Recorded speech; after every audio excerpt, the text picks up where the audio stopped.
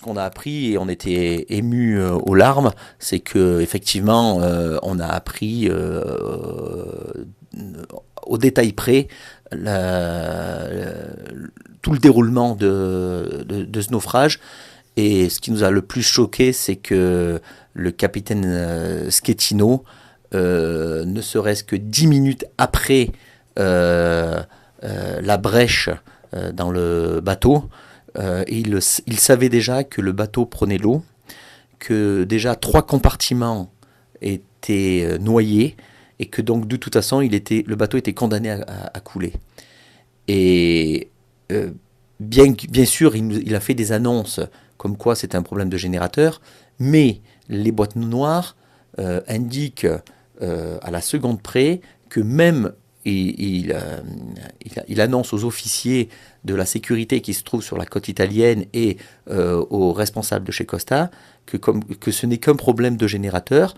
Et le scandale, c'est qu'il maintient ce mensonge pendant plus de 3/4 d'heure.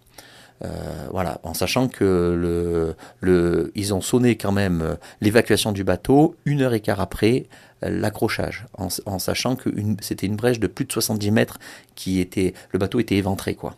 Donc le bateau était condamné à couler. Donc ça, c'est une des premières mesures, mais on a appris des énormités, des énormes erreurs de sa part, mais de la part aussi des responsables du bateau. Voilà, un détail près qui m'a marqué, moi, c'est que finalement, Schettino, qui a quitté le bateau à minuit 17, en sachant que les derniers naufragés ont quitté le bateau vers 5 heures du matin, lui, il l'a quitté dans une chaloupe en habit civil.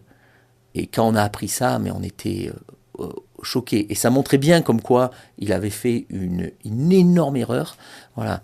Ou qu'est-ce qu'on apprend d'autre, c'est que déjà, il ne veut pas remonter sur le bateau, ça on le savait. Qu'il